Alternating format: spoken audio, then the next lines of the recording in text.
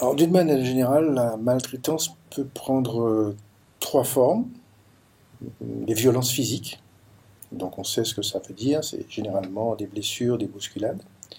Des violences qui peuvent être psychologiques ou morales, des injures, l'exclusion. Et puis des violences qui peuvent être médicamenteuses.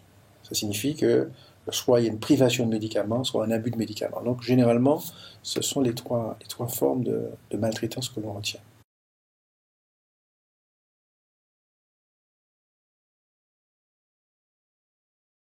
Oui, alors on parle souvent de maltraitance passive lorsque il y a je dirais, une négligence ou une ignorance, et dans le fait très précisément où les personnes qui sont victimes sont privées de leurs droits. Par exemple, le droit civique, les gens veulent aller voter, on ne les emmène pas, ou bien ils ont besoin de se rendre au temple ou bien à une église, et ils sont privés de ça. Donc on est en présence de négligence qui relève de l'ignorance, et on parle de maltraitance passive.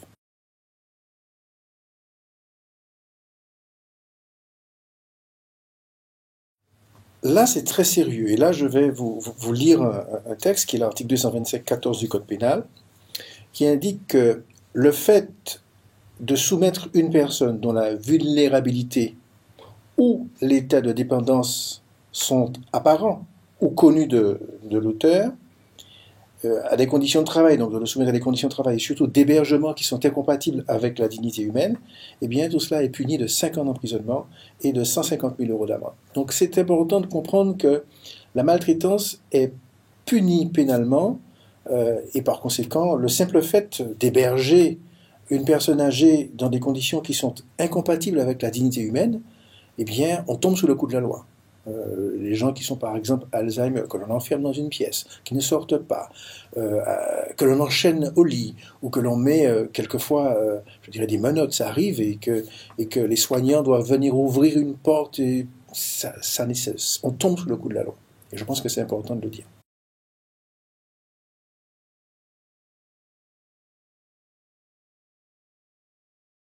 Alors, on peut ne pas être le maltraitant, mais on peut avoir connaissance de ces faits-là, et c'est souvent le cas. C'est-à-dire qu'on est informé que son voisin ou des gens, finalement, sont dans une situation de maltraitance, et on n'intervient pas.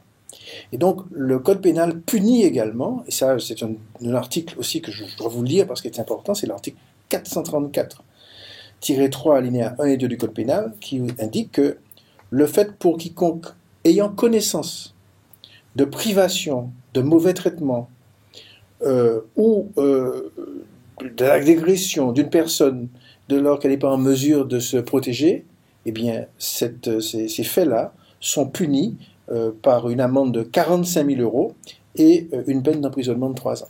Le simple fait d'avoir connaissance d'une maltraitance et sans réagir permet en tout cas de poursuivre ces personnes-là. Donc c'est extrêmement important de le savoir. On peut très bien se dire qu'il y a un voisin, il est enfermé parce qu'il est atteint de la maladie d'Alzheimer, que les soignants viennent, ouvrent la porte, s'occupent de lui, ou repartent. Eh bien, il est enfermé, il est dans des conditions qui sont inhumaines et de maltraitance. Et la simple connaissance de cela peut faire en sorte que celui, même s'il n'est pas maltraitant, dès lors qu'il en a connaissance, il tombe sous le coup de la loi, il peut être poursuivi et condamné pénalement.